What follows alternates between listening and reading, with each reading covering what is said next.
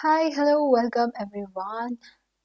हम आ चुके हैं आज एक नए लेक्चर के साथ।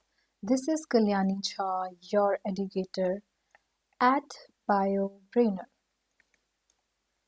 ओके, सेल बायोलॉजी की लेक्चर चल रही है और हम पढ़ रहे हैं। आज जो टॉपिक हम स्टार्ट करेंगे that will be protein sorting, targeting and synthesis. ठीक है, आपने जितनी प्रोटीन्स पढ़ी थी, मेम्ब्रेन प्रोटीन्स है ना, फिर उसके बाद सेल के अंदर काम करने वाले प्रोटीन्स, सब बनती कैसे हैं जरा जाने तो प्रोटीन सिंथेसिस को हम पढ़ने वाले हैं। प्रोटीन सिंथेसिस, ठीक है। अब आपको जानकारी के लिए बता दूं कि प्रोटीन जो बनती है वो होती है दो तरह की। एक है हमारी सिक्रीटरी प्रोटीन, सिक्रीटरी प्रोटीन, और दूसरी तरीके की जो प्रोटीन होती है वो होती है साइटोसोलिक प्रोटीन। ठीक है, सिक्रीटरी और साइटोसोलिक प्रोटीन से क्या मतलब है? सिक्रीटरी प्रोटीन कहीं सिक्रीट की जाती है क्या? और साइटोसोलिक प्रोटीन कोई साइटोसोल में रहती है क्या? फिर कुछ कुछ क्या इसका क्या मतलब है इन दोनों वर्ड्स का? चलिए जानते हैं। आपने लिपिड्स के बारे में सब कुछ पढ़ लिया है, अब हम प्रोटीन के बारे में पढ़ रहे हैं। ठीक है, तो देखो, ये दो टाइप की जो प्रोटीन्स हैं वो क्या करती हैं, सेल में काम करती हैं। ठीक है, अब प्रोटीन जहाँ बनती है ना, उस बेसिस पे इन दोनों को डिवाइड किया गया है। ठीक है, इसका जो क्लासिफिकेशन है वो इस बेसिस पे किया गया है कि प्रोटीन बनती कहाँ पे है। जैसे कि अगर मैं बात करूँ सिक्रीटरी प्रोटीन की, तो इसके synthesis starts on free ribosome. Ribosome पे स्टार्ट होती है दोनों की, राइबोसोम, बट इन साइटोसोल। ठीक है, साइटोसोल में शुरुआत होती है but completes on ER membrane. ER में इसका हाथ है। ठीक है, ये शुरुआत तो साइटोसोल में हो जाती है सिक्रीटरी प्रोटीन्स की, पर पूरी नहीं हो पाती सिक्रीटरी प्रोटीन साइटोसोल में। ऐसा क्यों? क्या रीज़न है? कुछ तो रीज़न रहा होगा। प्रोटीन आपको पता है ना, अमाइनो एसिड के सीक्वेंसेस हैं। ठीक है, डिफरेंट अमाइनो एसिड्स की सीक्वेंस को ही प्रोटीन कहा गया है। अब ये पोलार, नॉन पोलार, ठीक है, ये ये जो सीक्वेंस है, तो पढ़ते हैं क्या ऐसा रीज़न है जो सिक्रीटरी प्रोटीन साइटोसोल में चालू हुई तो साइटोसोल में बन क्यों नहीं पाई, आरआर की मेम्ब्रेन पे उसको क्यों जाना पड़ा? और साइटोसोलिक प्रोटीन की अगर बात करें तो प्रोटीन की सिंथेसाइज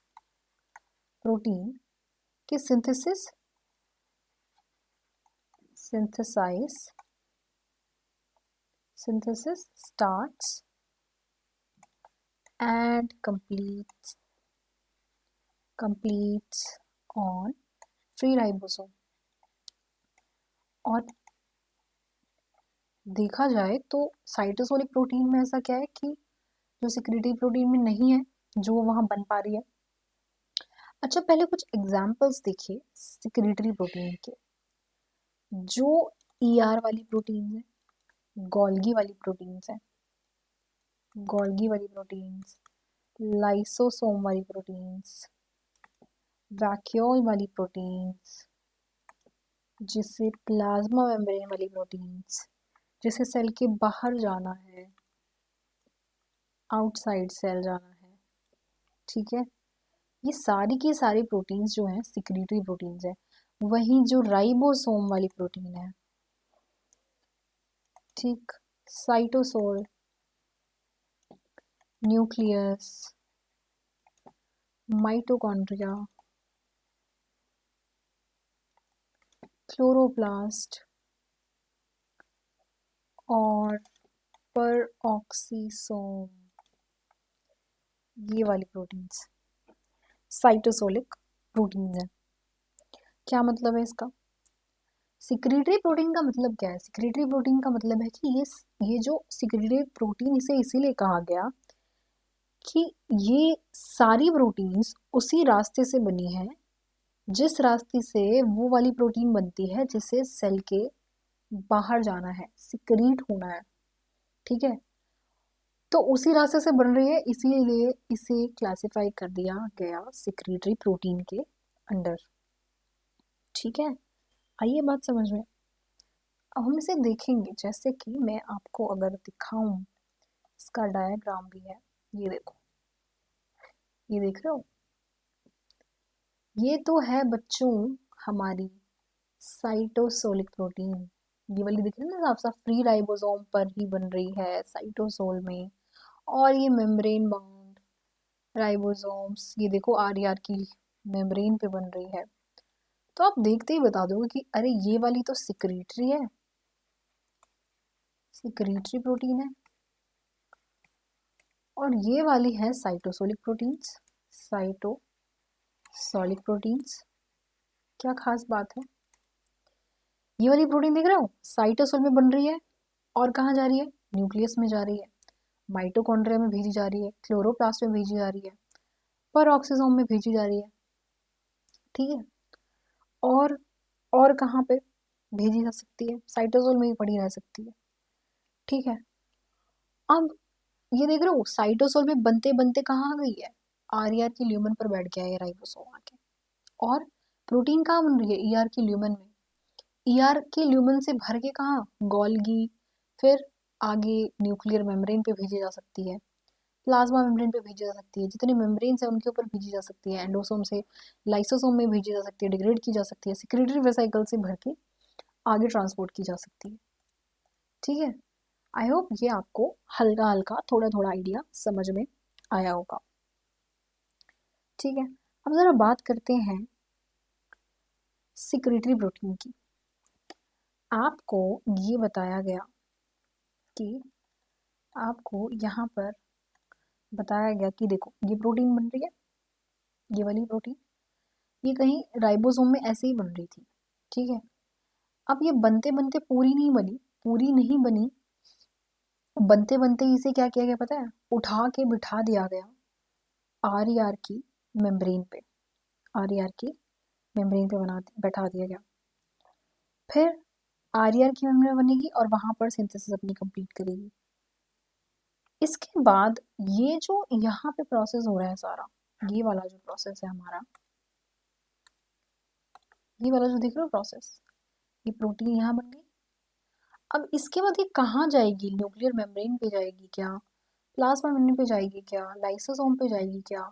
कहाँ जाएगी ये प्रोटीन? ये डिपेंड करेगा बच्चों एक एड्रेस पे, जो इस प्रोटीन के ऊपर कहीं ना कहीं यहाँ या यहाँ किसी टर्मिनल पे तो होगा।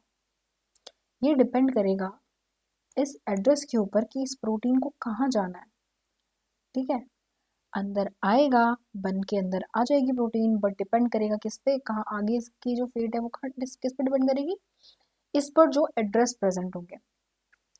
वहीं अगर हम बात करें बच्चों साइटोसोलिक प्रोटीन की, तो ये देख रहे हो, अब इसमें एक चीज और देखना।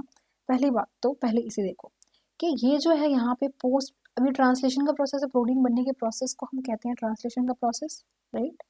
प्रोटीन बनी, ठीक है, प्रोटीन बन के इसमें भी जो प्रोटीन अनफोल्डेड फॉर्म में ना, जो माइटोकॉन्ड्रिया और क्लोरोप्लास्ट है ना प्रोटीन, वो प्रोटीन अनफोल्डेड फॉर्म में तो जाएगी यहाँ पे, अनफोल्डेड फॉर्म में, फोल्डेड फॉर्म में जाएगी ये न्यूक्लियस पे, पेरोक्सिसोम पे या साइटोसोल में। ठीक है, तो अब इसके अंदर भी हम देखते हैं, इनके अंदर भी अभी कहाँ जाएगी, सब का सब डिपेंड करेगा एक सिग्नल सीक्वेंस पे, एड्रेस है। ठीक है, अब जैसे कि अब सिग्नल सीक्वेंस क्या होंगे उसके बारे में हम बात करेंगे। जैसे कि अगर न्यूक्लियस पे उसे जाना होगा तो उसके ऊपर एनएलएस होंगे, उसको माइटोकॉन्ड्रिया पे जाना होगा तो उसके ऊपर मैट्रिक्स टारगेटिंग सीक्वेंस होंगे।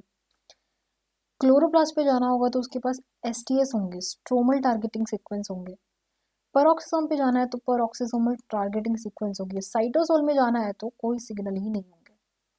साइटोसोल वाली प्रोटीन के ऊपर कोई सिग्नल नहीं होगा, वहीं पड़ी रहेगी बन के, no signal will be there. ठीक है, पूरी प्रोटीन साइटोसोल में बनेगी। ये देखो, साइट फिर से सुन लो, पूरी प्रोटीन फ्री राइबोसोम पे बनेगी साइटोसोल में, बनने के बाद ट्रांसलेट हुई, फिर अपने रिस्पेक्टिव ऑर्गेनेल्स तक ट्रांसलोकेट की जाएगी।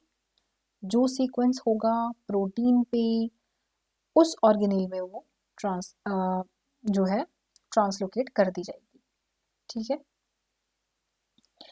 ये साइटोसोल में बन रही थी पर पूरी नहीं बनी। जैसे ही एक सिग्नल सीक्वेंस आया, उसे ला करके बिठा दिया गया आरईआर की मेम्ब्रेन पे। ठीक है, बैठने के बाद ट्रांसलेशन यहाँ पर भी रिज्यूम हुआ। फिर जब बन गई प्रोटीन तो आगे उसको ट्रांसलोकेट कर दिया गया। तो सिक्रीटरी प्रोटीन के अंदर होता क्या है कि शुरू में ही सिग्नल सीक्वेंस आ जाते हैं, स्टार्टिंग में ही कोई सिग्नल सीक्वेंस आ गए। जो साइटोसोलिक प्रोटीन है उसके अंदर लेट आए सिग्नल सीक्वेंस, क्या है, लेट आए। ठीक है, जैसे कि जो यहाँ पे आप देखो, अब जैसे कि ये वाली है न्यूक्लियर मेम्ब्रेन वाली, ठीक है, या पेरोक्सिसोम मेम्ब्रेन वाली, या फिर प्लाज्मा मेम्ब्रेन वाली, इनके ऊपर NPXY करके सिग्नल्स होंगे, ऐसा। ठीक है, जैसे लाइसोसोम में जाना है उसके ऊपर मैनोस 6 फॉस्फेट जुड़ा होगा। गोल्गी में जाने वाली छोड़ो, आरईआर वाली तो जो है वो ल्यूमेन में रहेगी, आउटसाइड द सेल, जिससे बाहर जाना है सेल के।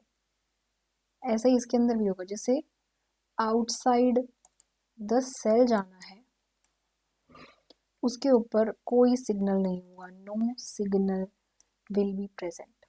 ठीक है, ये बात मुझे लगता है अब आपको समझ में आ गई होगी। ठीक है, अच्छा, साइटोसोल में बन रही थी और आरईआर तक पहुंचा दी गई। ठीक है, साइटोसोल में बन रही थी, आरईआर तक पहुंचा दी गई, बनी भी नहीं है पर पहुंचा दी गई। को ट्रांसलेशनल सिग्नल को ट्रांसलेशनल टारगेटिंग नहीं लग रही आपको ये?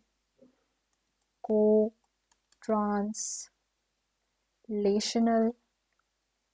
टारगेटिंग कि बन ही रही थी, अभी तो बनी भी नहीं है, पूरी भी नहीं हुई उसकी कहानी, लेकिन उसको बिठा दिया गया है आरईआर की मेम्ब्रेन पे। देख रहे हो? और फिर यहाँ पर ट्रांसलेशन हो रहा है। ये वाला जो है, ये वाला पार्ट जो है हमारा, क्या है, को ट्रांसलेशनल टारगेटिंग। और फिर बन गई है तो बातें की जा रही है कि अब उनको कहीं कहीं भेज दो। तो ये आपको नहीं लगता कि पोस्ट ट्रांसलेशनल टारगेटिंग है कि ट्रांसलेशन हो गया, उसके बाद बात की जा रही है इधर भेज देंगे उधर भेज देंगे, सारी की सारी कहानी की जा रही है।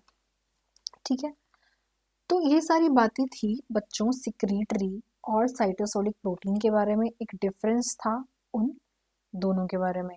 ये सारी चीज़ें मैंने आपको बता दी हैं। ये याद रखना कि यहाँ पे अनफोल्डेड फॉर्म में जाएगी और यहाँ पे जो F लिखा है ये सब फोल्डेड प्रोटीन है, फोल्डेड, यहाँ पे भी फोल्डेड में ही रहेगी, साइटोसोल में यहाँ पे भी फोल्डेड रहेगी।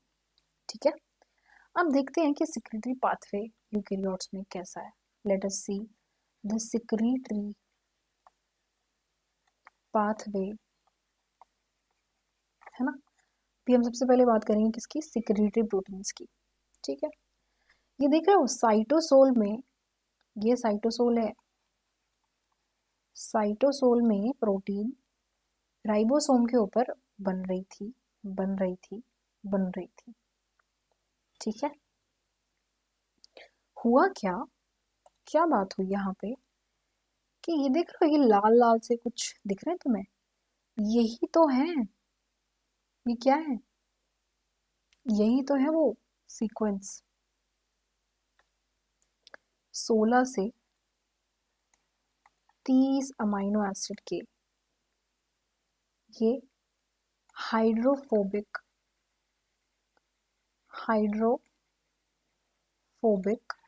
सिग्नल सीक्वेंस है। अच्छा, हाइड्रोफोबिक है, कहीं यही तो रीजन नहीं है कि साइटोसोल में नहीं रह पा रहे हैं, पानी से डर रहे हैं। जी हाँ, जैसे ही 16 से 30 अमाइनो एसिड की हाइड्रोफोबिक सिग्नल सीक्वेंस आए, जिसे आप सिग्नल पेप्टाइड कह सकते हैं, ठीक है, सिग्नल पेप्टाइड कह सकते हैं। इनको किसने रिकॉग्नाइज किया पता है? एक सिग्नल रिकॉग्निशन पार्टिकल था, ठीक है। सिग्नल रिकॉग्निशन पार्टिकल आया, इसको लिया पकड़, कहता है तुम मेरे साथ चलो। ये एसआरपी आया, एसआरपी आके इससे बाइंड हो गया, सिग्नल रिकॉग्निशन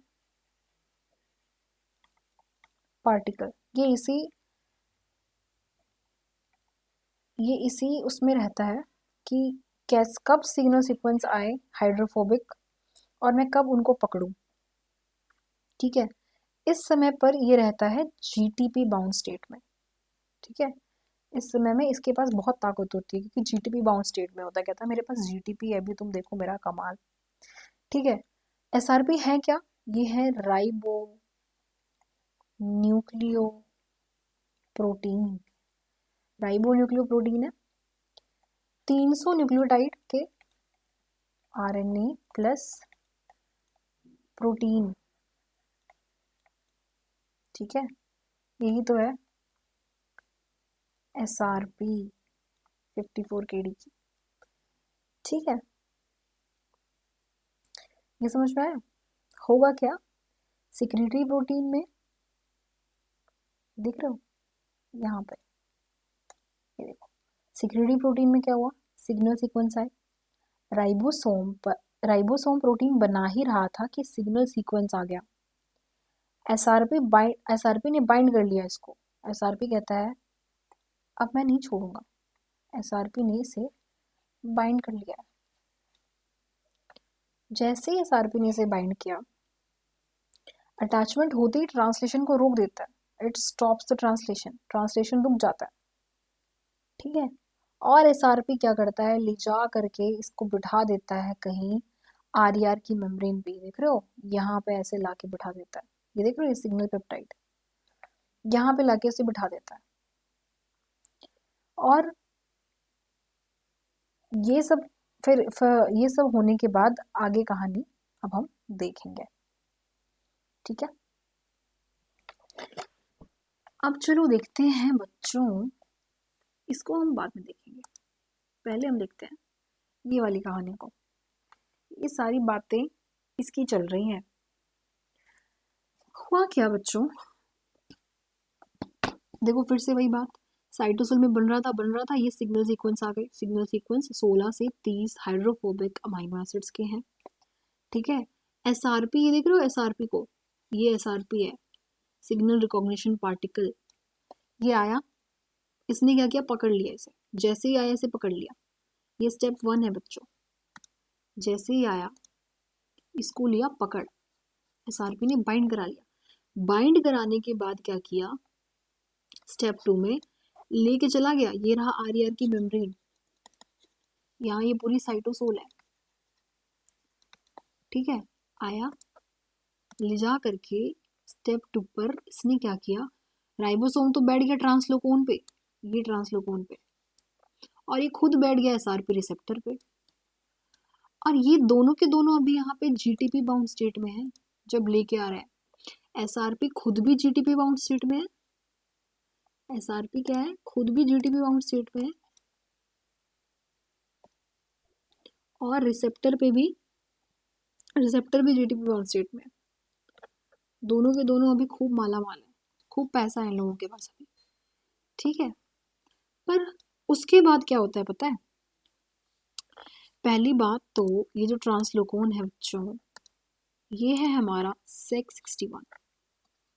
सेक का मतलब है सिक्रीटरी, सेक 61, इसकी 3 सब यूनिट्स हैं, अल्फा बीटा गामा, ठीक है, इसे लिख लेना। एसआरपी यहाँ पे जो है ये जो लेके आया ये है जीटीपी बाउंड स्टेट में, ये देख लो जीटीपी बाउंड स्टेट में है। एसआरपी का रिसेप्टर खुद भी जीटीपी बाउंड स्टेट में ही है, ठीक है। Ribose okay. अब क्या होगा, जैसे ही राइबोसोम आएगा ना, राइबोसोम क्या करेगा, ट्रांसलोकोन में बैठते ही उस पर लेके आएगा कन्फर्मेशनल चेंज। ये जो गेट देख रहे हो ये गेट क्लोज्ड है, अभी गेट क्लोज है। जैसे ही राइबोसोम बैठा है, राइबोसोम कुछ कन्फर्मेशनल चेंज लेके आया है, तो ड्यू टू कॉन्फर्मेशनल चेंज क्या हुआ, गेट खुल गए, गेट ओपन हो गया, गेट ओपन हो गया किसका, ट्रांसलोकोन का, ठीक है, गेट खोल दिया। अब क्या हुआ, गेट खुलते ही, जैसे ही गेट खुले क्या हो गया पता है, एसआरपी जो है, देख लो कहीं एसआरपी दिख रहा है अब यहाँ पे तुम्हें, एसआरपी भाग कहाँ गया, गेट खुलते ही एसआरपी कहाँ भाग गया, ऐसा क्या हो गया कि एसआरपी को क्या ऐसा डर लग गया कि जैसे ही गेट खुला एसआरपी यहाँ से फरार हो गया। तो हुआ क्या पता है, यहाँ पे क्या हुआ बच्चों, अब ये आ गई जीडीपी वाली स्टेट, इनके पैसे खर्च हो गए, एसआरपी ने भी, एसआरपी का भी पैसा खर्च हो गया। एसआरपी को आप ऐसे यहाँ पर समझ सकते हो, मान लो कि एसआरपी जो यहाँ से भागा ये अभी जीडीपी वाली स्टेट में है, इसके पास पैसा नहीं है, तो इसकी एफिनिटी ही नहीं है बैठने की यहाँ पे, ये दोनों जीडीपी वाली स्टेट में है, ये दोनों ही जीडीपी वाली स्टेट में है, और ये चल देता है यहाँ से, जैसे ही गेट खोलते हैं चल देता है, ठीक है।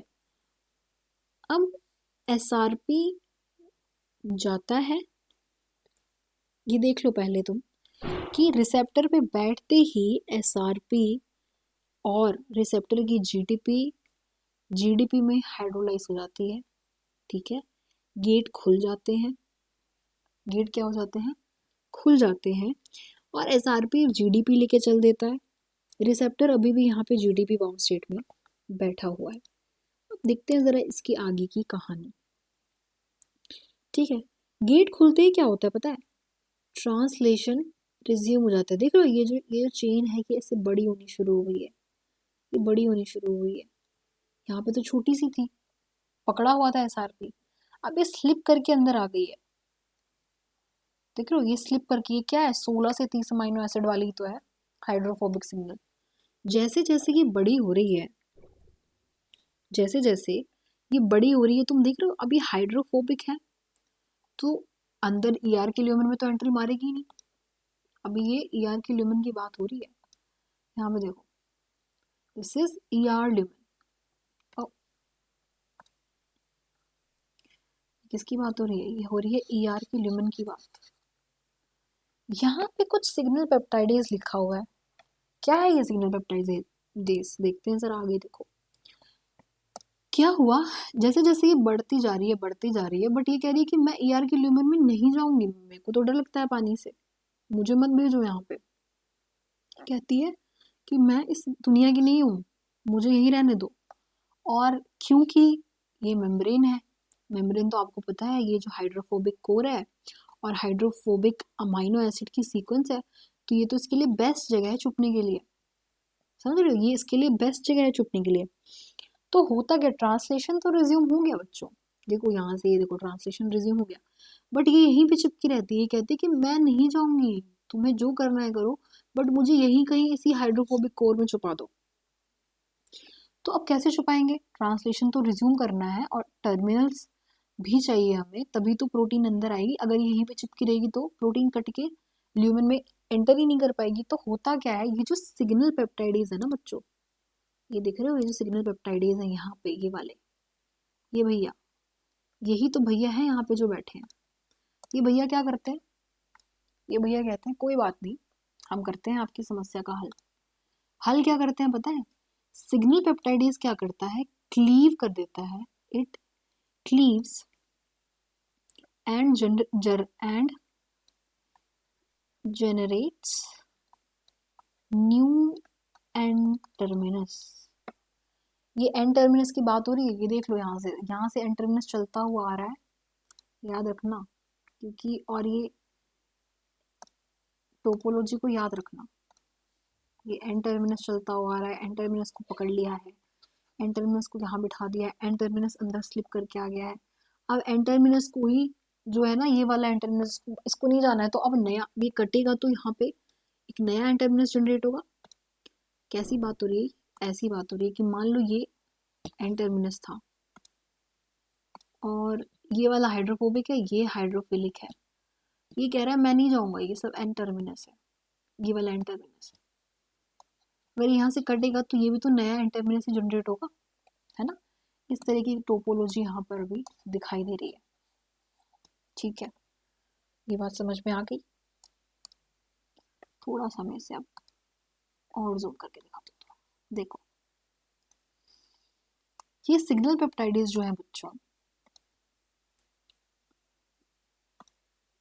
अरे हाँ, ये देखो, ये जो सिग्नल पेप्टाइडेज है, अब ये क्या होगा, ये यहाँ से क्लीव हो जाएगा।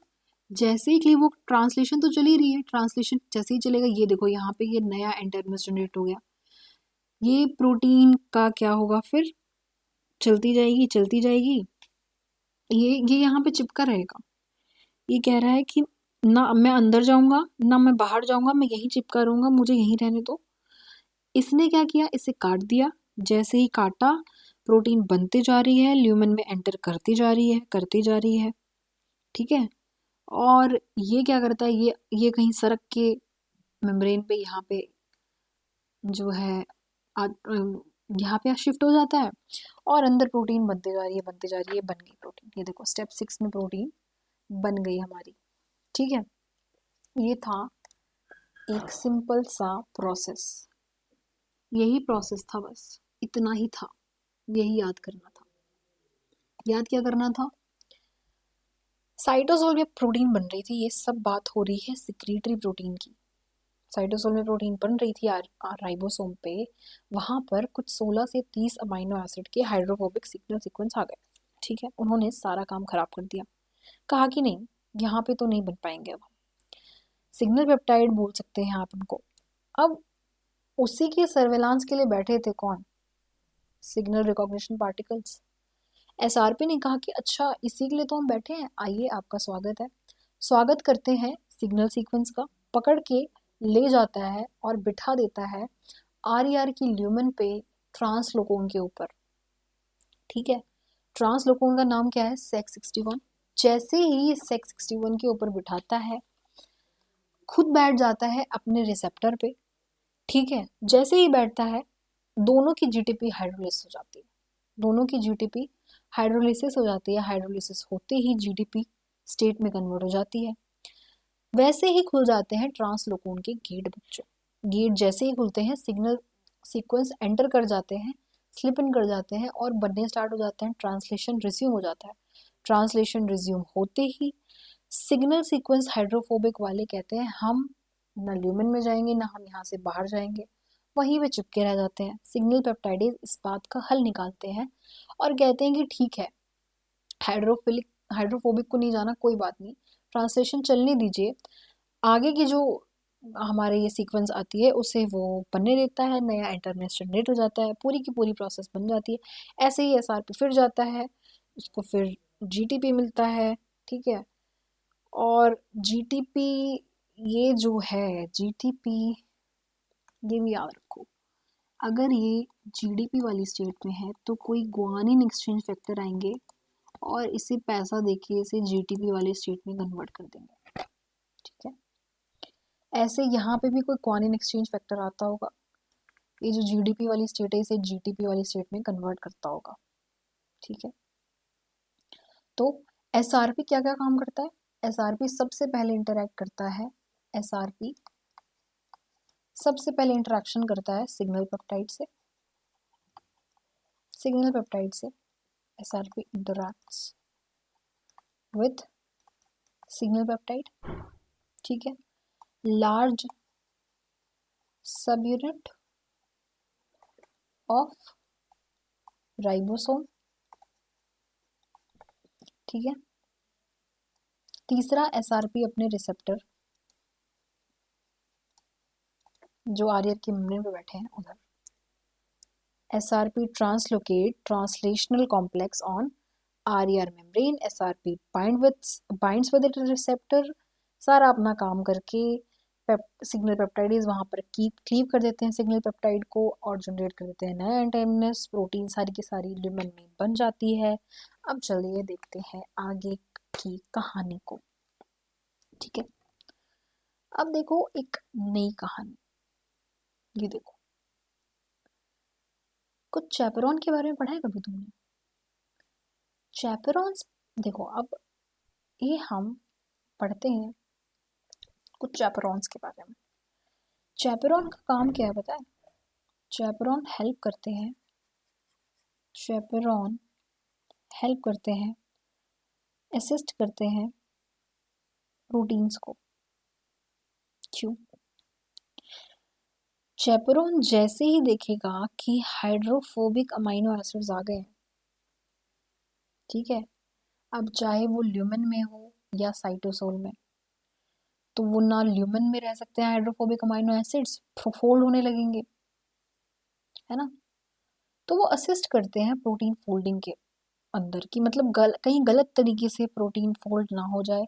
चैपरॉन पकड़ लेते हैं, छुपा लेते हैं हाइड्रोफोबिक अमीनो एसिड्स को। ठीक है, अब इसके अंदर इनका नाम आप दे सकते हो बीआईपी। बीआईपी का मतलब है बाइंडिंग इम्यूनो ग्लोब्युलिन प्रोटीन। ठीक है, बाइंडिंग इम्यूनो ग्लोब्युलिन प्रोटीन, ये एंटीबॉडी की फोल्डिंग में देखे गए थे और तब से इनका नाम रख दिया गया। अब ये आर्यर की ल्यूमेन में प्रेजेंट होते हैं। ये क्या है? ये ल्यूमेन की बात हो रही है, ये अंदर बात हो रही है ल्यूमेन की। ठीक है, अभी आप इसको ऐसे देख रहे हो बट यहाँ समझ के चलो कि कोई चैनल पे बैठे हुए हैं। ठीक है, HSP70 फैमिली से बिलोंग करते हैं, बिलोंग्स टू HSP70। ठीक है, जूम करके मैं आपको थोड़ा दिखा देती हूँ उसको। ये देख लो, ये देख रहे हो, पकड़ा हुआ है, पकड़े हुए हैं, और ऐसे पकड़ते पकड़ते ये बन रही है, पकड़े हुए हैं। ये ल्यूमेन की साइड है, फोल्डेड प्रोटीन, और फिर फोल्ड हो गई है।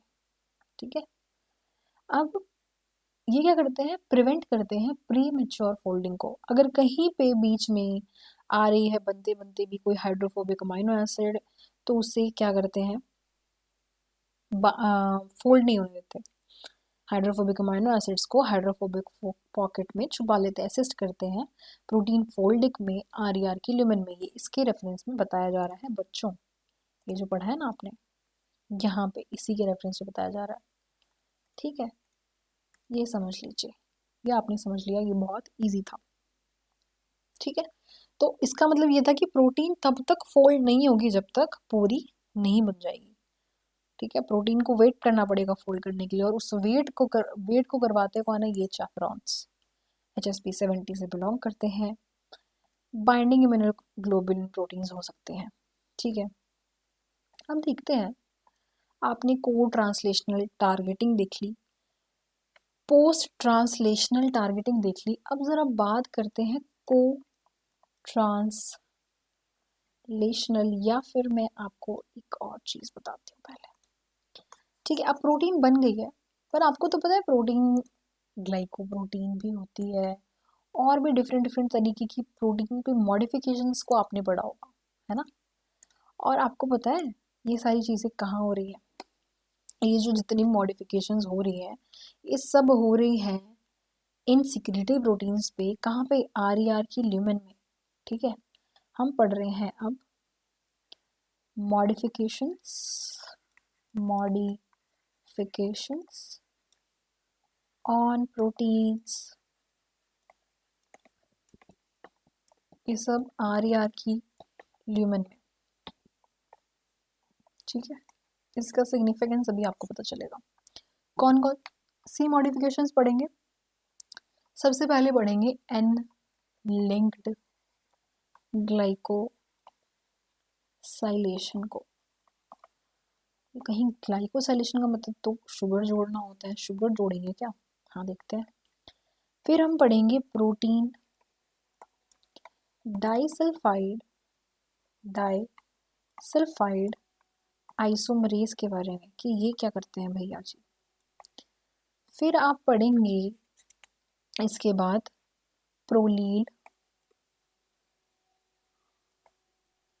सिस ट्रांस आइसोमरेज के बारे में, इसका क्या काम है। और हम पढ़ेंगे क्वालिटी कंट्रोल, किसका? Quality control of folded proteins, ठीक है, जिसमें कि आगे हम देखेंगे और भी इसमें क्वालिटी कंट्रोल कितने टाइप से की जाती है। अच्छा, सबसे पहले बात कर लेते हैं इसकी एन लिंक्ड ग्लाइकोसाइलेशन की। क्या होती है एन लिंक्ड ग्लाइकोसाइलेशन? नाम से पता चल रहा है कुछ शुगर जोड़ने की बात हो रही है, ये को ट्रांसलेशनल मॉडिफिकेशन है, याद रखना। N linked glycosylation is a co translational modification. इसका मतलब समझ में आया? को ट्रांसलेशन का मतलब कि ट्रांसलेशन अभी पूरी नहीं हुई है, प्रोटीन के बनने के प्रोसेस को ही ट्रांसलेशन कहते हैं, ठीक है। तो ट्रांसलेशन अभी पूरी नहीं हुई है और उसी समय में कुछ मॉडिफिकेशन हो रही है, इसे ही आप कह रहे हैं एनलिंक ग्लाइकोसाइलेशन। मॉडिफिकेशन क्या हो रही है? शुगर जुड़ने की बात हो रही है, प्रोटीन अभी पूरी नहीं बनी है, ड्यूरिंग ट्रांसलेशन प्रोटीन के ऊपर शुगर जोड़ दी जाएगी, एनलिंक्ड ग्लाइकोसाइलेशन इसे कहा जाएगा। चलिए देखते हैं कैसी होती है ये देखो, अभी हम आपको ये डायग्राम से बताते हैं। ये देखिए, ये देख रहे हैं साइटोसोल में ऐसे ही राइबोसोम पे प्रोटीन बन रही है, प्रोटीन भी पूरी नहीं बनी है, प्रोटीन अभी पूरी नहीं बनी है। यहाँ देख रहे हो कुछ जोड़ दिया है ये ऐसे, फिर ये कुछ रिमूव कर दिया है, कैसे कैसे हो रहा है ये सब। फिर ये डॉलीकोल देख रहे हो, कुछ डॉलीकोल नाम भी है, कुछ डॉलीकोल प्रेजेंट है, इसके ऊपर कुछ 2 फॉस्फेट जुड़े हैं। क्या कर रहा है ये डॉलीकोल? और पहले तो डॉलीकोल के ऊपर जुड़ा हुआ था शुगर, अब ये ऐसे कैसे यहाँ पे ट्रांसफर हो गया? यही सारी बातें तो अभी हमें पढ़नी है। इसका बनाते हैं अब हम एक चित्र, ठीक है, इसका बनाते हैं हम एक सुंदर सा डायग्राम। देखो ये है बच्चों, क्या ये है आर की ल्यूमेन, जिसके ऊपर सारी कहानी चलेगी। क्या है ये? आर की ल्यूमेन, सॉरी आर की मेम्ब्रेन, सॉरी, ठीक है। और यहाँ पे है ट्रांसलोकोन, जिस पे बैठा हुआ है शान से हमारा राइबोसोम। बनाते हैं राइबोसोम को, ये देखो शान से बैठा हुआ है, ठीक है, कि मैं ही तो हूँ प्रोटीन बनाने वाला, ठीक है। गेट खुले हुए हैं क्योंकि ट्रांसलेशन चल रहा है, गेट खुले हुए हैं।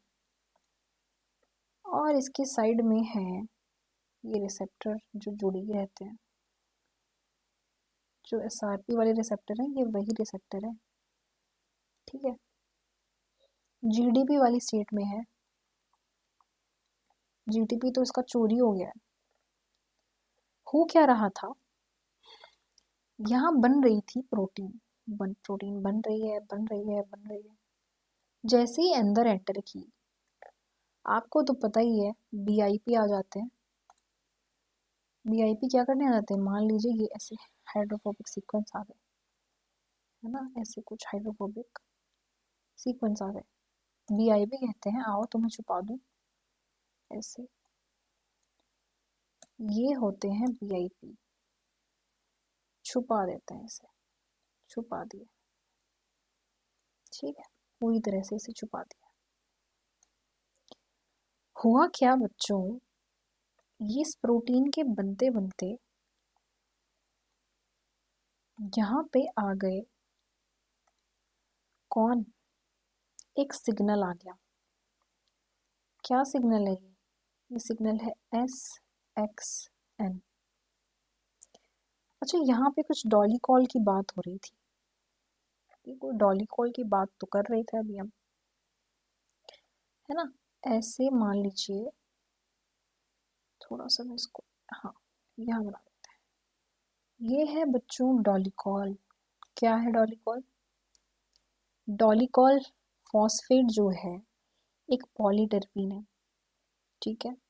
ठीक है, पॉलीटर्पीन है तो क्या, हमें इससे क्या करना है। पॉलीटर्पीन है तो बच्चों, अब देखो इसका कमाल, डॉली कॉल का ही तो सारा कमाल है। ये उल्टी है डॉली कॉल। और क्या हो रहा है यहाँ पे BIPs को पकड़े हुए हैं, सारी बात चल रही है।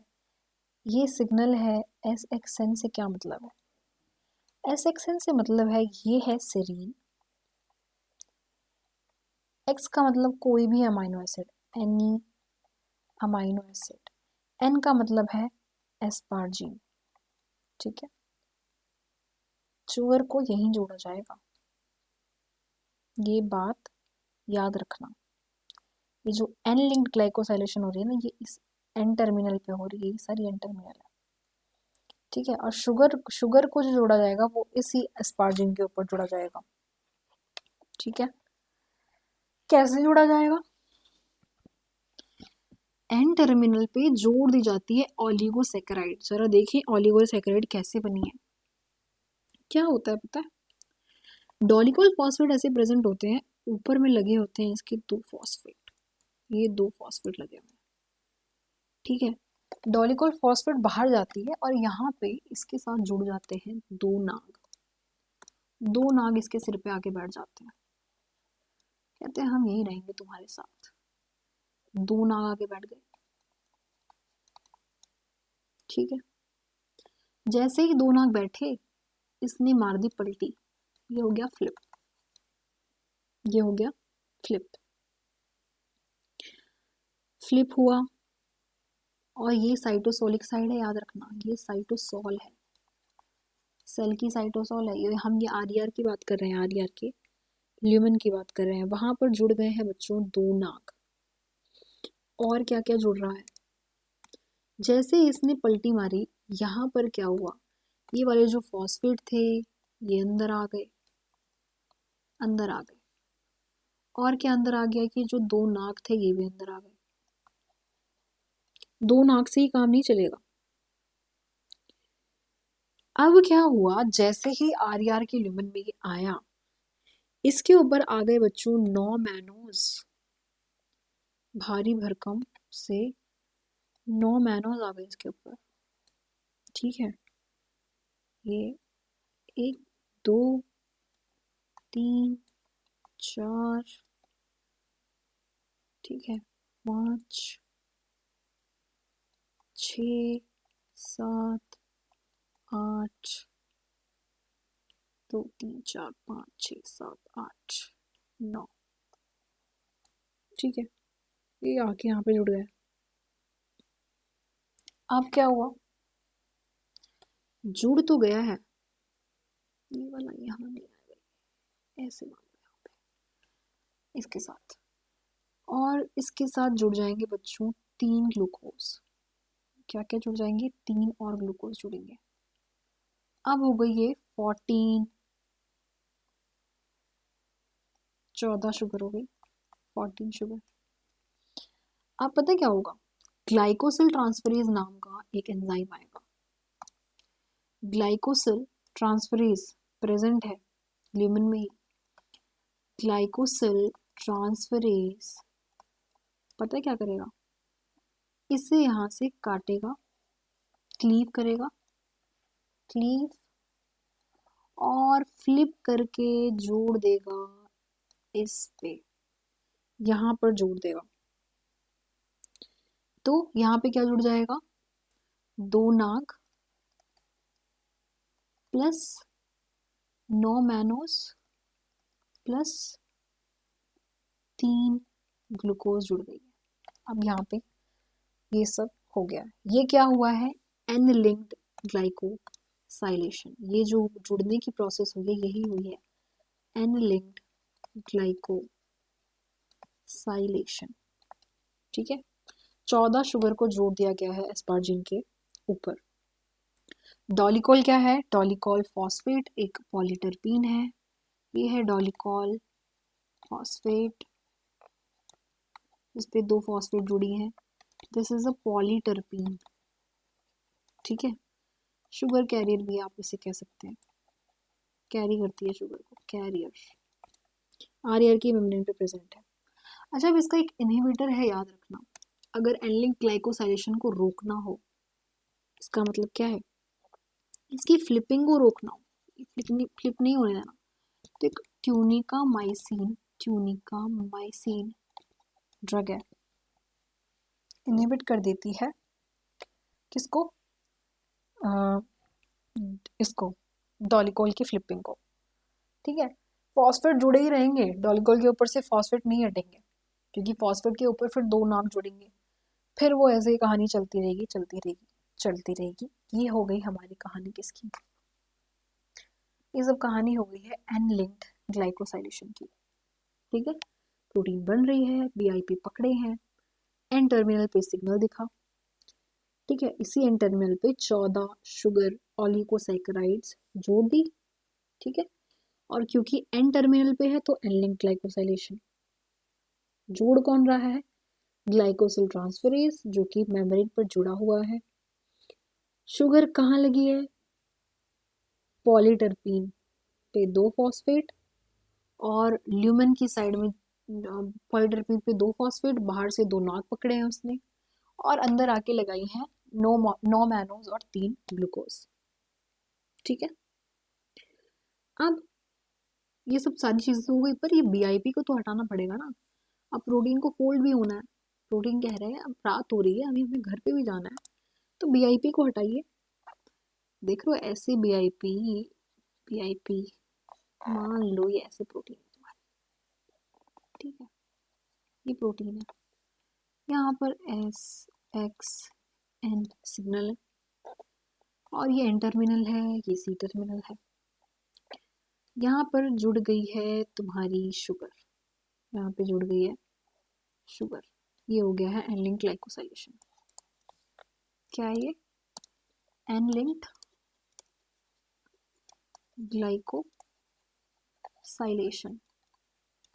ठीक है, अब क्या हुआ? ये जो बीआईपीज यहाँ पे जुड़े थे, ये वाले अरे ये वाले जो बीआईपी यहाँ पे जुड़े थे, याद है? ये बीआईपी जुड़ने के बाद कहीं बीआईपी जो है वो एडीपी बाउंड स्टेट में जुड़े होते हैं। कहीं देखा था क्या तुमने? देखा था नहीं देखा था, बट यहाँ लिख लो कि एडीपी बाउंड स्टेट में हो जाते हैं। ठीक है, अब देखो ये एडीपी बाउंड स्टेट में है। अब उसको तो किससे मतलब है? इसको तो सब मतलब है एटीपी से। ये सब तो पैसे के चक्कर में रहते हैं, बस पैसा जैसे ही मिलेगा भाग जाएंगे यहाँ से, और ये भागेंगे तभी तो प्रोटीन फोल्ड होगी। यहाँ पे आ जाता है एडेनिन एक्सचेंज फैक्टर AEF। जैसे ग्वानिन एक्सचेंज फैक्टर होता है ना, ऐसे एडेनिन एक्सचेंज फैक्टर होता है। BiP ATP bound ATP bound state में चले जाते हैं, ढूंढते रहते हैं कोई हाइड्रोफोबिक अमीनो एसिड मिले तो उसे मैं जा करके पनाह दूं। फिर यहाँ पे हो जाएगी बच्चों, जैसे ही बीआईपी हटेंगे प्रोटीन को मजा आ जाएगा, प्रोटीन हो जाएगा फोल्ड। ठीक है, प्रोटीन कहेगा thank you so much, protein हो जाएगा फोल्ड।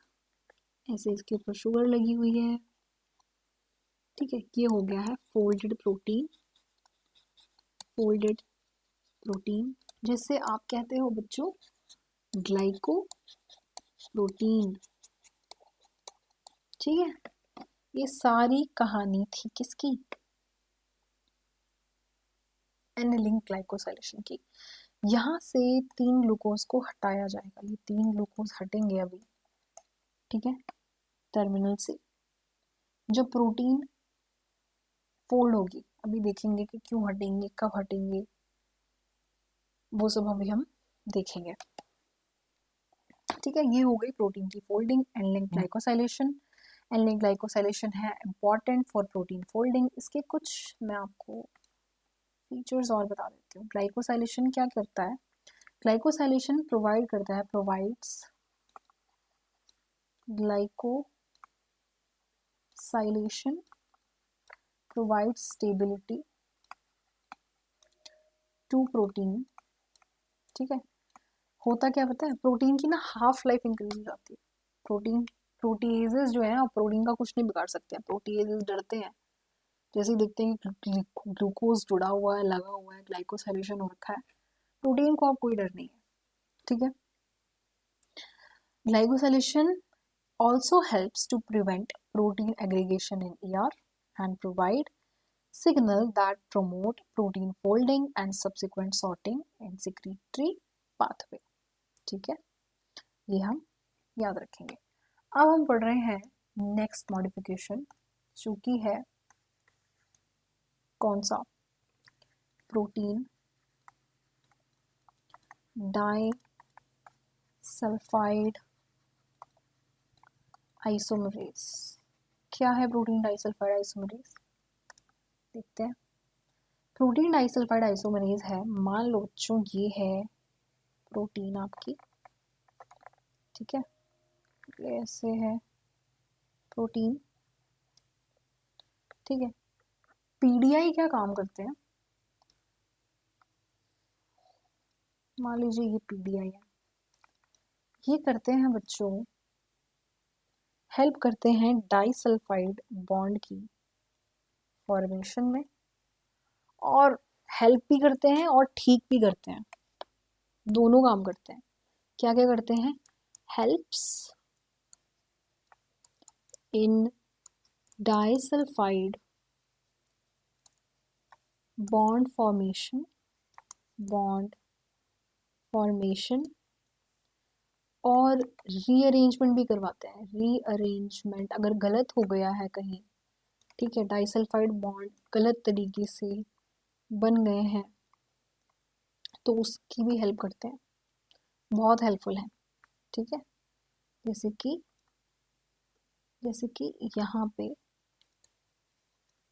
ऐसे बनवाते हैं बॉन्ड, ये देखो, ये बना दिया डाइसल्फाइड बॉन्ड। इन केस गलत बन गया तो फिर देखो कैसा होता है।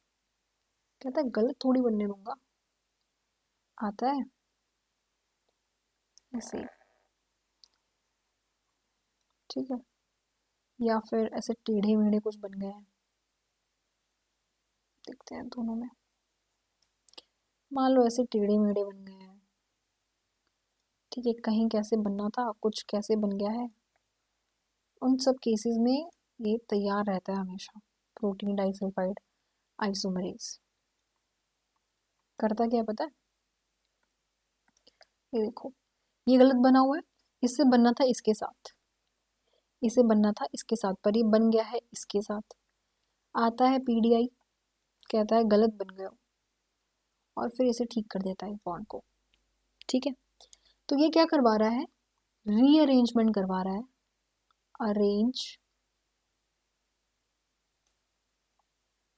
अरेंजमेंट ऑफ डाइसल्फाइड बॉन्ड्स, ठीक है। ये सब बात हो रही है फिर से आर की ल्यूमेन में, ये सब बात हो रही है कहाँ पे? आर की ल्यूमेन में। प्रोटीन डाइसल्फाइड आइसोमरेज का यही काम है बच्चों।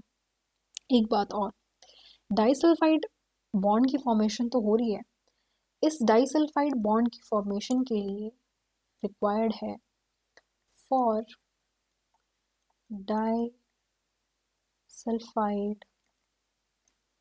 बॉन्ड फॉर्मेशन ऑक्सीडेटिव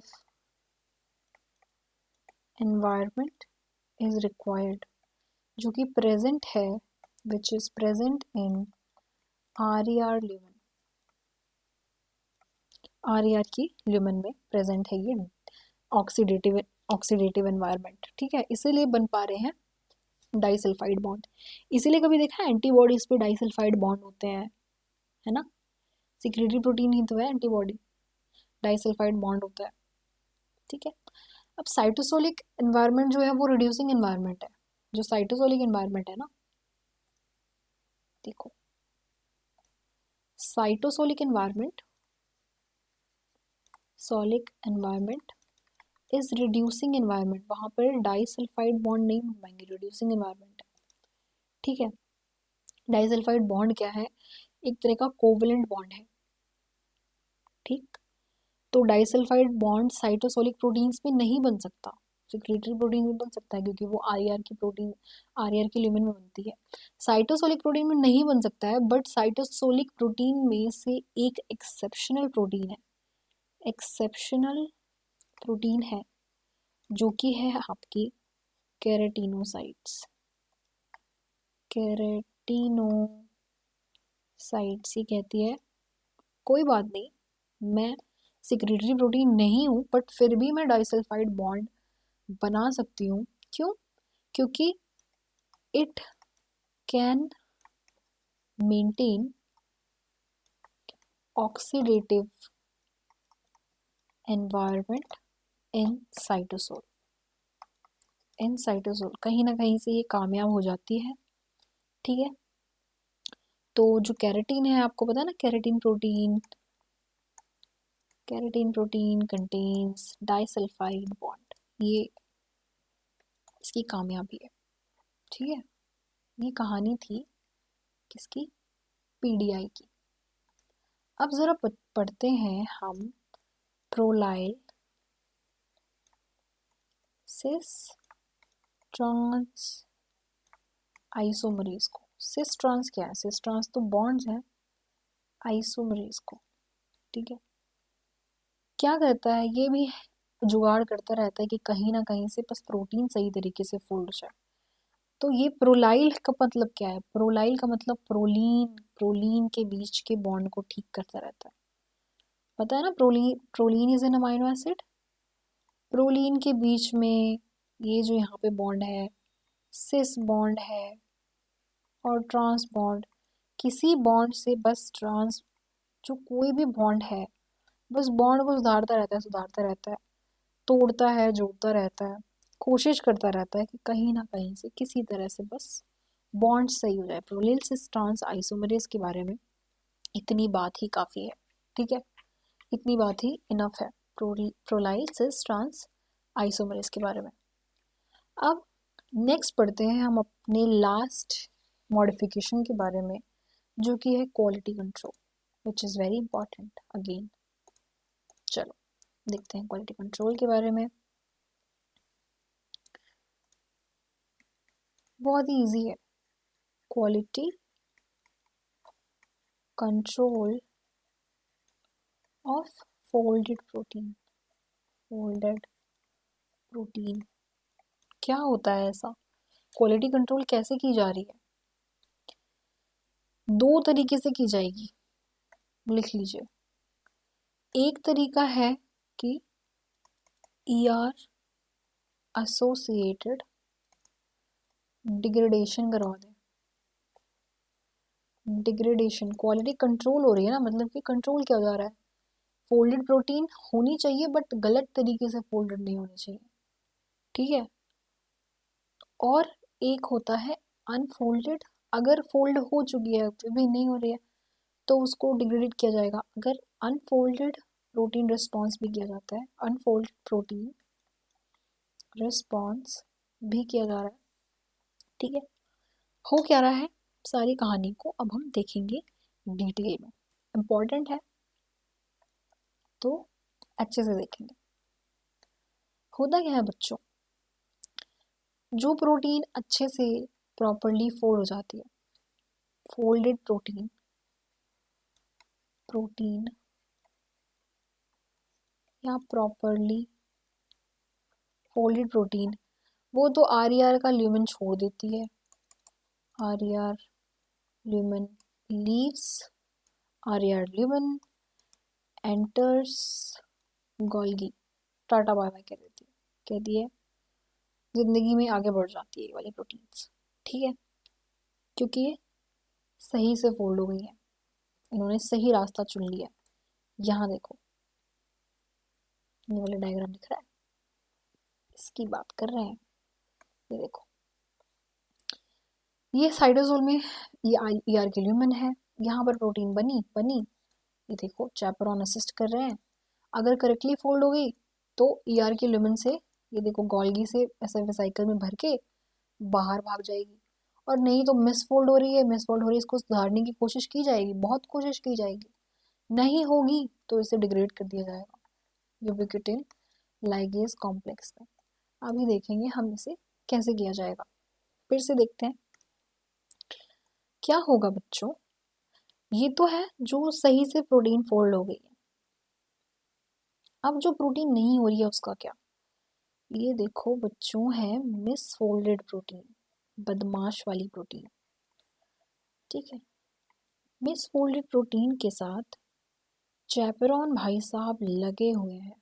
चैपरॉन्स जो कि बीआईपी आपने पढ़ा था ना, बाइंडिंग इम्यूनोग्लोबुलिन प्रोटीन, बार बार मिसफोल्ड प्रोटीन को अनफोल्ड कराते हैं, असिस्ट करके अनफोल्ड कराया, फिर इसको मौका दिया, रीफोल्ड कराया, फिर मिसफोल्ड हो गई, फिर इसको, यही कहानी चल रही है, बार बार यही कहानी चल रही है। पहला स्टेप ये हो रहा है, दूसरा स्टेप ये हो रहा है, तीसरा स्टेप ये हो रहा है, चौथा स्टेप ये हो रहा है, पर इसमें दो रास्ते निकल आ रहे हैं। जब रीफोल्डिंग हो रही है ना, तो या तो वो मिसफोल्डेड है, ठीक है, या बच्चों वो हो जा रही है सही से फोल्ड, मौका दिया जा रहा है इसे। जिंदगी में आगे बढ़ने का मौका हर प्रोटीन को मिलता है, बट कुछ होती हैं ढीठ, तो वो नहीं मानती है, वो कहती है नहीं मुझे नहीं होना। जो रीफोल्ड हुई वो देखो उनके साथ क्या हो रहा है, इनकी हो गई करेक्ट फोल्डिंग, क्या हुआ, इन्हें भर दिया, they are packed into vesicle, vesicle में भर दिया है, गोल्गी के पास भेज दिया। अब गोल्गी को दे दिया है सारा उसका कारोबार कि गोल्गी तुम संभालो, ये सब सही रास्ते पे चल पड़ी है। पर मिसफोल्डेड प्रोटीन के साथ देखो क्या किया जा रहा है, इनके साथ बहुत बुरा होता है। यार मैं देखा कि अरे इतनी मेहनत कर रहे हैं, ल्यूमेन में सारी कहानी चल रही है, ये सब ल्यूमेन में हो रहा है, इतनी बार उसको देखा, इतनी बार मेहनत की, उसके पीछे नहीं हो रही है, तो क्या किया जाता है पता है इसका क्या होता है, इसको ट्रांसपोर्ट कर दिया जाता है, ट्रांसपोर्टेड ट्रांसपोर्टेड ये कुछ ऐसा हो रहा है, ईआर की ल्यूमेन साइटोसोल है, यहाँ पे मान लो गोल्गी आ गया, ये सही से करेक्ट वाली यहाँ पे इनकरेक्ट वाली साइटोसोल में भेज दी जा रही है। ठीक है, वही चैनल है तुम्हारा ट्रांसपोर्टेड,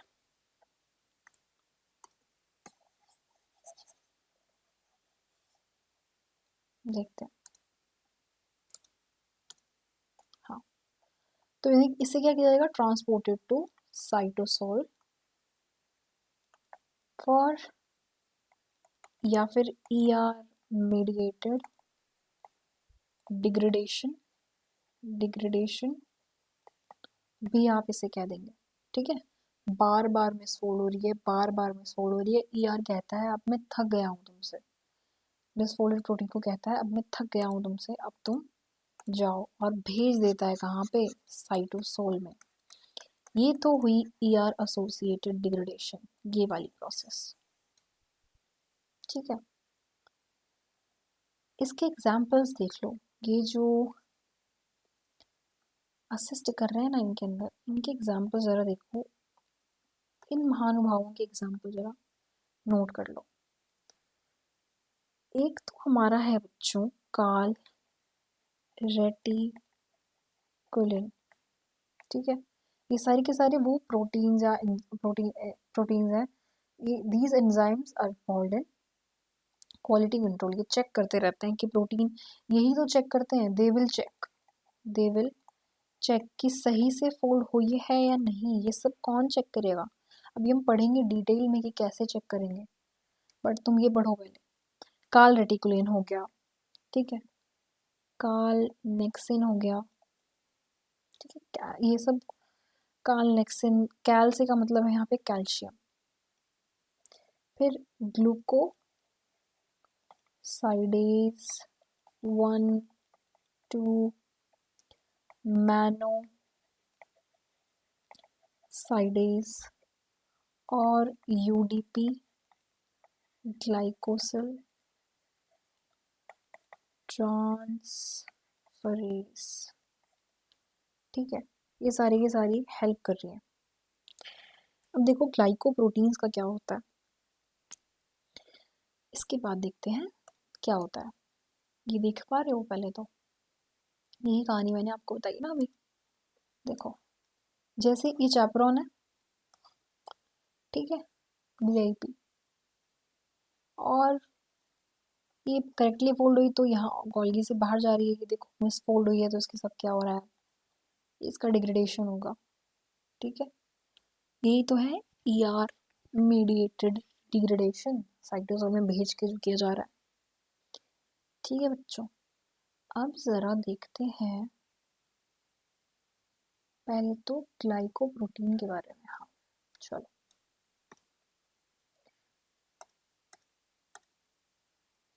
चलो देखते हैं इसे हुआ हो क्या रहा है। देखो अभी देखते हैं इसका डिग्रेडेशन कैसे कैसे होगा।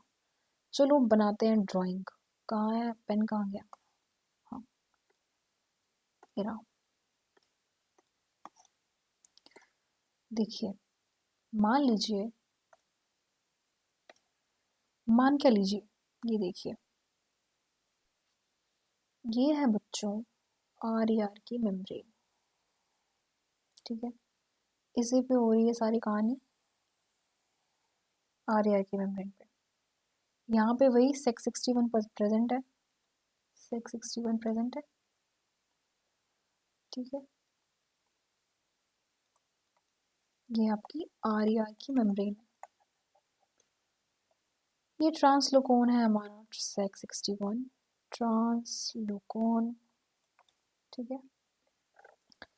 हुआ क्या यहाँ पे, हो क्या रहा है देखो, प्रोटीन गलत फोल्ड हुई है। मान लो ये कोई प्रोटीन है,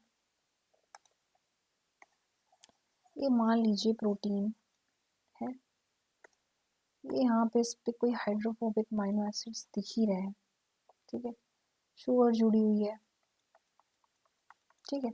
ये मिसफोल्डेड प्रोटीन है, इसी की सारी बात हो रही है, मिसफोल्डेड प्रोटीन है।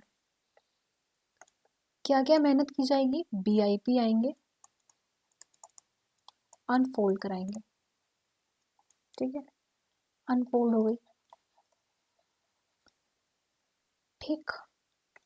जैसे ही अनफोल्ड हुई, अब क्या होगा इसके साथ, अब इसके साथ होगा क्या, रीफोल्ड कराया जाएगा, इसे दोबारा मौका दिया जा रहा है कि ठीक है कोई बात नहीं, तुमसे गलती हो गई, बट अब तुम्हें दोबारा मौका दे रहे हैं, तुम रीफोल्ड हो जाओ। रीफोल्ड हो रही है, ठीक है। कैसे रीफोल्ड हो रही है, यहाँ पे बैठे हैं बच्चों यूडीपी ग्लाइकोसिल, ग्लाइकोसिल ट्रांसफरेज, बता था ना जो कि असिस्ट करते हैं, काल रेटिकुलिन, काल नेक्सिन, ठीक है। उसके बाद हमारे मेनोसाइडेज थे, ग्लूकोसाइडेज 1 और 2 था, उसी में यूडीपी ग्लाइकोसिल ट्रांसफरेज था। करता क्या है ये ऐड करता है ग्लूकोज को, ठीक है। मिसफोल्डेड प्रोटीन है, बिगड़ी हुई प्रोटीन है, ठीक है। इसके ऊपर ये जो इसका ग्लाइकोसाइलेशन हो रखी है, इसके ऊपर इस पे जोड़ देता है 3 शुगर, 3 शुगर जोड़ दी, ठीक है। और फिर क्या करता है, ये मिसफोल्डेड प्रोटीन को फिर क्या करता है, आगे यहाँ भेजता है, ठीक है, जिसमें कि ग्लूकोसाइडेज क्या करती है, इसके दो ग्लूकोज को तो हटा देती है, रिमूव कर देती है ग्लाइकोसाइडेज, ठीक है, भेज देता है किसके पास, कार्ल रेटिकुलिन के पास। कार्ल रेटिकुलिन चेक करेगा कि ठीक से फोल्ड हुई है या नहीं हुई है, ठीक है, ठीक से फोल्ड हुई होगी तो रखेगा, नहीं तो कहेगा मेरे पास जगह नहीं है, ठीक है। प्रोटीन को भेज दिया है यहाँ पे, ठीक है, यहाँ से दो ग्लूकोज को हटा दिया है। अब देखो बच्चों, इसे यहाँ पे फिट करके देखा जा रहा है, फिट कर रहे हैं, ठीक है, ये ग्लाइकोसाइलेशन हो रखी है, एक ग्लूकोज अभी भी इसके पास जुड़ा हुआ है, पर फिर से यहाँ पे जो है ना हाइड्रोफोबिक अमाइनो एसिड सीक्वेंस दिख रही है, नहीं हुआ ये सही से फिट। प्रोटीन एक ही ग्लूकोज के साथ पड़ी हुई है, टर्मिनल पे ग्लूकोज लगा हुआ है, ठीक है, फिर से हाइड्रोफोबिक अमाइनो एसिड्स दिख गए हैं। ये जो है बच्चों, ये क्या है, कार्ल रेटिकुलिन या फिर कार्ल नेक्सिन, आरईआर की, कार्ल नेक्सिन पाई जाएगी आरईआर की मेम्ब्रेन पे, कार्ल रेटिकुलिन पाई जाएगी आरईआर की ल्यूमेन में, ठीक है। फिर से अब क्या हुआ, अभी भी नहीं मान रही है, तो ग्लूकोज एक और निकाल दिया जाएगा, ये वाला, ठीक है, ग्लूकोसाइडेज करेगा ये, ग्लूकोसाइडेज बाहर निकाल दिया, टर्मिनल ग्लूकोज भी हटा दिया, फिर इसको भेज दिया है बीआईपी के पास। यही कहानी चलती जाएगी चलती जाएगी चलती जाएगी, ठीक है। प्रोटीन यहाँ पे जो बचेगी ना, ये अब देखो एक बार फिर से मैं आपको बताती हूँ क्या क्या हुआ है, क्या क्या घटना हुई है। अगर पहली बात तो चेक किया जा रहा है, तो किस पैरामीटर को चेक किया जा रहा है कि अगर हाइड्रोफोबिक अमाइनो एसिड सीक्वेंस दिख रही है ना बच्चों, इसका मतलब है, सॉरी, अगर हाइड्रोफोबिक अमाइनो एसिड दिख रही है, अगर हाइड्रोफोबिक रीजन एक्सपोज हो रहा है प्रोटीन के ऊपर, तो ये दिखा रही है कि सही से फोल्ड नहीं हुई है, इट इंडिकेट्स इनकरेक्ट फोल्डिंग, ठीक है। देखो कोशिश क्या क्या की जा रही है, मिसफोल्डेड प्रोटीन है, ठीक है, अनफोल्ड कराएगा बीआईपी, अनफोल्ड हुआ, यूडीपी ग्लाइकोसिल ट्रांसफरेज ने 3 ग्लूकोज इसके ऊपर जोड़ दिए, ठीक है, 2 ग्लूकोज ग्लाइकोसाइडेज यहाँ से हटा देगा। अब इसे फिट करके देखिए, कार्ल रेटिकुलिन में जो आरईआर की लिवन पे है, कार्ल नेक्सिन मिलेगा आरईआर की मेम्ब्रेन पे, कार्ल रेटिकुलिन असिस्ट कर रहा है सही प्रोटीन फोल्डिंग में, चेक करने का काम कर रहा है ये, फिर देख रहा है कि नहीं हाइड्रोफोबिक अमाइनो एसिड सीक्वेंस तो दिख ही रहे हैं, टर्मिनल पे एक शुगर यहाँ जुड़ी हुई है, कहेगा कि नहीं मान रहा है, बाहर निकाल देगा, ग्लूकोज एक जो टर्मिनल वाला था वो भी हटा देंगे, यहाँ पे बचेगा सिर्फ ये hydrophobic amino acid expose region, यहाँ पे थोड़ी ग्लाइकोसाइलेशन हो रखी है। अब जब सारे दरवाजे बंद हो चुके हैं, प्रोटीन मान नहीं रही है, तो इसे यहाँ से फेंक दिया जाएगा बाहर साइटोसोल में, साइटोसोल में भेज दिया जाएगा, और फिर इसका क्या होगा, यहाँ पे डिग्रेडेशन, डिग्रेडेशन होगा, ठीक है। जो प्रोटीन सही से फोल्ड हो गई थी, ये वाली सही वाली प्रोटीन, ये तो गोल्गी में चली गई थी, बट जो नहीं हो रही है उसका क्या किया जाए भाई साहब, ये देखो मान ही नहीं रही है मिसफोल्डेड प्रोटीन, उठाएंगे इसे यूबिक्विटिन लाइगेज कॉम्प्लेक्स से प्रोटियासोम में, यहाँ पर इसका हो जाएगा डिग्रेडेशन, डिग्रेडेशन, देखा। चलो देखते हैं इसे इधर क्या हुआ, कैसे हुआ, ये कहानी थोड़ी सी इस वाले डायग्राम में देखते हैं, ठीक है। देखो यहाँ पे ये है साइटोसोल, ये ईआर की ल्यूमेन वाली साइड है, ये मिसफोल्डेड प्रोटीन है, इसे कराया जाएगा पहले तो अनफोल्ड, अनफोल्ड कराएंगे, ठीक है। और यहाँ पे लेक्टिन प्रेजेंट होंगे। लेक्टिन क्या करेंगे, इसके जो शुगर थे ना इसके ऊपर प्रेजेंट, उसको भी हटा देगा लेक्टिन। अनफोल्ड हुआ, शुगर हटा दी, कौन प्रेजेंट होगा? चलो, अब ये होते होते क्या होगा पता है इसके साथ, ये होते होते मिसफोल्डेड प्रोटीन अनफोल्ड हुई, सब कोशिश कर रहे हैं प्रोटीन को फोल्ड कराने की, नहीं हो रही है। लेक्टिन आया वही शुगर वाला, ठीक है, सब हटा दिया गया है इसके ऊपर से, ट्रांसफर किया गया है इसे ट्रांसलोकोन पे, ट्रांसफर किया गया ट्रांसलोकोन पे, बाहर फेंकना शुरू कर दिया गया है। बाहर लगे हुए हैं बच्चों E3 यूबिक्विटिन लाइकेज, ठीक है। ये क्या करेंगे, यूबिक्विटिन जोड़ेंगे। ये देखो, ये देख रहे हो, यूबिक्विटिन जोड़ने का काम कर रहे हैं। E3 यूबिक्विटिन लाइगेज क्या करेंगे, यूबिक्विटिन जोड़ने का काम करेंगे, ठीक है। यहाँ पे कोई AAA-ATPase हैं जो पकड़ के प्रोटीन को खींचेंगे, ठीक है। प्रोटीन पे यूबिक्विटिन जुड़ी हुई है, ठीक है। प्रोटीन का शुगर तोड़ दिया गया है, फिर प्रोटीन पर कोई शुगर नहीं है, सिर्फ यूबिक्विटिन है। यहाँ पे देख रहे हो, यहाँ पे कहीं पे भी है बट यहाँ पे है, बट यहाँ पे कोई शुगर नहीं है। फिर प्रोटीन पे कोई शुगर नहीं है, सिर्फ यूबिक्विटिन है। इसे भेज दिया जाएगा बच्चों 26S प्रोटियासोम में, यहाँ पर हो जाएगा इसे इसका डिग्रेडेशन। क्या हो जाएगा, डिग्रेडेशन। यही सिंपल सी इसकी कहानी है। ये देख रहे हो, यूबिक्विटिन लाइगेज कॉम्प्लेक्स है, यूबिक्विटिन जुड़ा हुआ है, सिर्फ यूबिक्विटिन जुड़ी प्रोटियासोम यहाँ पे है 26S प्रोटियासोम, और हो गया प्रोटीन का डिग्रेडेशन। ये सिंपल सी कहानी है इसकी। इतनी ही कहानी है बच्चों इस प्रोटीन की, ठीक है, जो कि आपने बहुत अच्छे से अभी पढ़ ली है। इसको मैंने बहुत डिटेल में आपको पढ़ा दिया है, ठीक है। कैसे कैसे डिग्रेडेशन हुआ इसे आप समझ लेंगे। अब जरा देखते हैं एक और चीज, दो चीजें हो रही हैं। अगर तो प्रोटीन ही मिसफोल्डेड है, ये सब हो रहा है कब पता है, ये सब हो रहा है व्हेन प्रोटीन इज मिसफोल्डेड। दूसरी क्या चीज हो रही है, ये सारी बात किस लिए हो रही थी, ये सब क्वालिटी कंट्रोल की बात हो रही थी। क्वालिटी कंट्रोल की ही तो बात हो रही है, और क्वालिटी कंट्रोल में क्या हुआ है, सबसे पहले तो इसे फोल्ड कराने की कोशिश की गई है, नहीं फोल्ड हुआ, नहीं माना है, तो फिर डिग्रेडेशन हो गया है। अगर प्रोटीन मिसफोल्ड ठीक है, पर उस केस में क्या होगा, जब RNA he if what if RNA is mutated, उस केस में होगा बच्चों अनफोल्डेड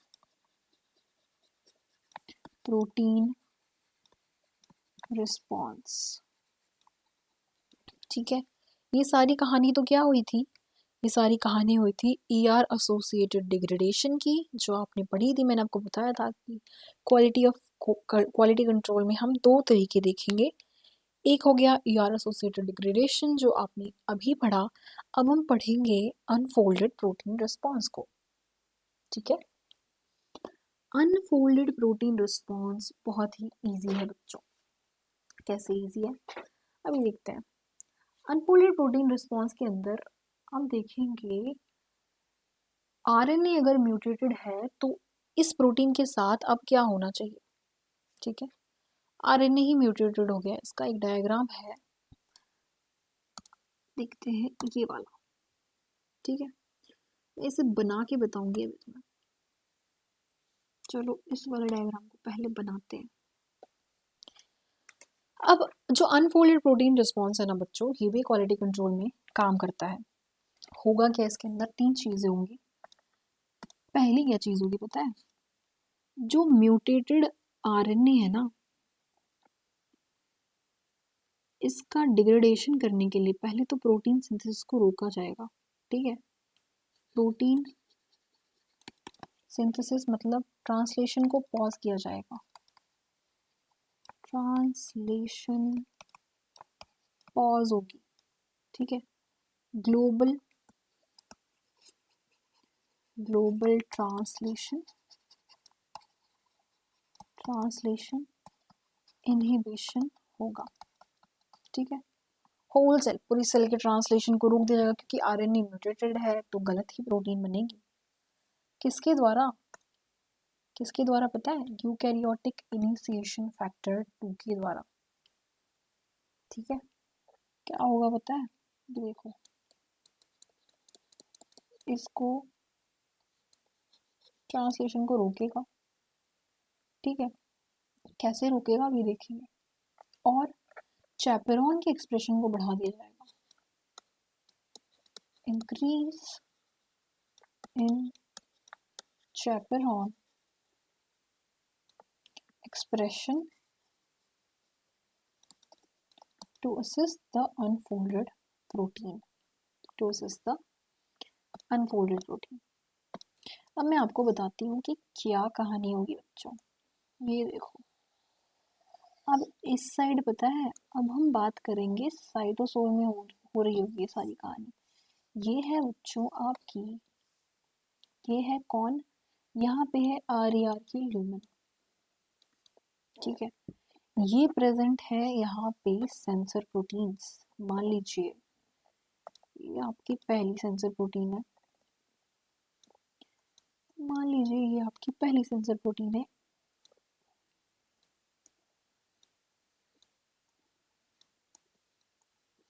ठीक है, ये आपकी है दूसरी सेंसर प्रोटीन।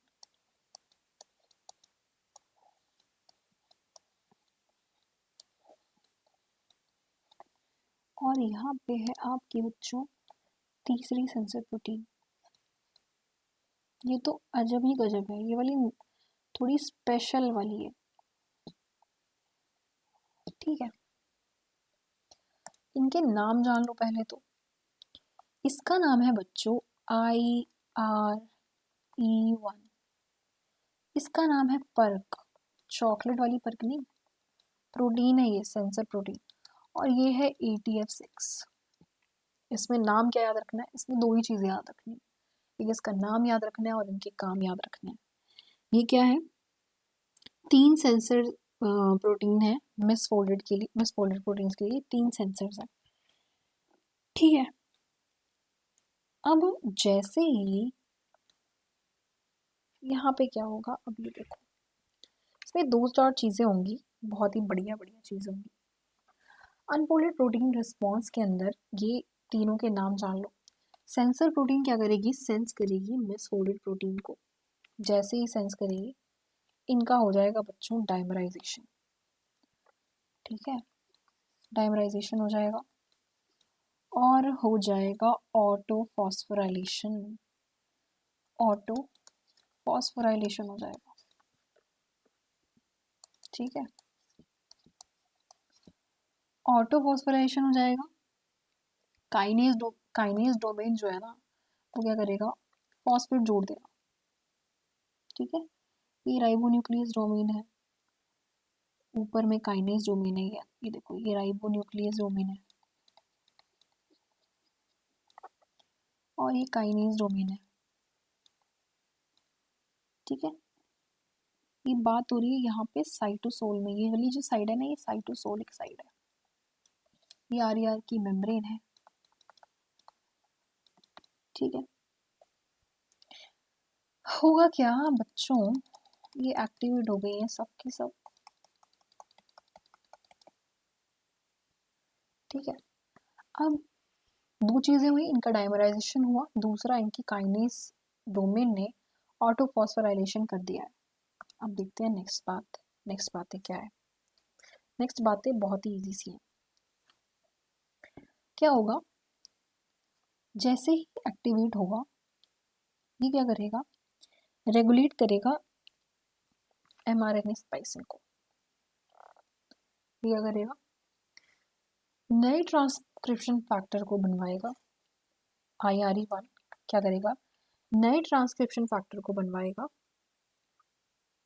जो कि फिर क्या करेगी? ट्रांसक्रिप्शनल रेगुलेटरी प्रोटीन को बनाएगी।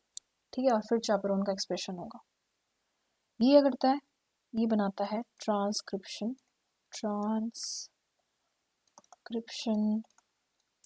रेगुलेटरी प्रोटीन 1 को, ये ट्रांसक्रिप्शन रेगुलेटरी प्रोटीन 2 को, ये तो खुद ही ट्रांसक्रिप्शन रेगुलेशन करता है, ठीक है। ट्रांसक्रिप्शन फैक्टर 3 का काम तो ये खुद ही करता है। अभी देखते हैं कैसे ये करेगा। This regulates the mRNA splicing, ठीक है, mRNA की स्प्लाइसिंग, mRNA स्प्लाइसिंग कराएगा IRE1। पर्क के 2 काम है, याद रखना। पर्क का जो पहला काम है वो तो है ग्लोबल ट्रांसलेशन का इनहिबिशन करना, जो यूकैरियोटिक इनिशिएशन फैक्टर था ना, ठीक है। ये एक तो इनहिबिट करता है, इनहिबिट ग्लोबल ट्रांसलेशन, और दूसरा क्या है, फॉस्फो, देखो उसके बाद क्या कराता है, सिलेक्टिव ट्रांसलेशन कराता है, सिलेक्टिव ट्रांसलेशन ऑफ प्रोटीन, ठीक है। फिर यहाँ पर ये ट्रांसक्रिप्शन रेगुलेटरी प्रोटीन 2, फिर उसके बाद देखो ये जो है ये वाली डोमेन हो जाएगी बच्चों यहाँ से क्लीव हो जाएगी, ठीक है। और ये पूरी की पूरी डोमेन ही जो है रेगुलेट करेगी, खुद ही काम करेगी, किसकी तरह, ट्रांसक्रिप्शन फैक्टर 3 की तरह, ठीक है। एक ये कहती है मैं खुद ही कर लूँगी सारा काम, और फिर ये तीनों के तीनों मिलके चैपेरॉन के एक्सप्रेशन को रेगुलेट करेंगे, चैपेरॉन एक्सप्रेशन रेगुलेशन, 3 काम होंगे, ठीक है। यही सारी बातें हैं जो आपको इसके बारे में रखनी है याद, बाकी खत्म होती है आज की कहानी और आज का टॉपिक, ठीक है। अब मिलेंगे बच्चों नेक्स्ट लेक्चर में, जहाँ पे हम पढ़ रहे होंगे, अच्छा इसके डायग्राम को देख लो एक बार, ये देख लो, IRE1 है, mRNA क्लीवेज कराया, ट्रांसक्रिप्शन फैक्टर 1 गए यहाँ पे, ये देखो, फिर पर्क है, पर्क ने क्या क्या कराया, एक तो ट्रांसलेशन को इनहिबिट कर दिया, ग्लोबल ट्रांसलेशन को इनहिबिट कर दिया, ठीक है। और फिर आगे जाके चैप्टर के एक्सप्रेशन को, फिर यहाँ पे ATF2, यहाँ पे एक लीव, वो ATF6 खुद ही चला जाता है, ये टूट के खुद ही भाग जाता है यहाँ पे, और फिर अंदर एंटर कर जाता है AR से साइटोसोल, साइटोसोल से ये न्यूक्लियस के अंदर एंटर करके चैपेरॉन के एक्सप्रेशन को रेगुलेट करते हैं। यही इनकी कहानी है, ठीक है। ये था बच्चों अनफोल्डेड प्रोटीन रिस्पॉन्स। यहाँ पर खत्म होती है हमारी आज की कहानी। अब मिलेंगे हम नेक्स्ट लेक्चर में, जहाँ पर हम और इम्पोर्टेंट टॉपिक्स को पढ़ेंगे एग्जाम के पॉइंट ऑफ व्यू से, जो बहुत इम्पोर्टेंट है। तब तक के लिए पढ़ते रहिए। Keep me posted with your questions and I will respond to your questions. मिलते हैं नेक्स्ट वीडियो में। Tata, bye bye.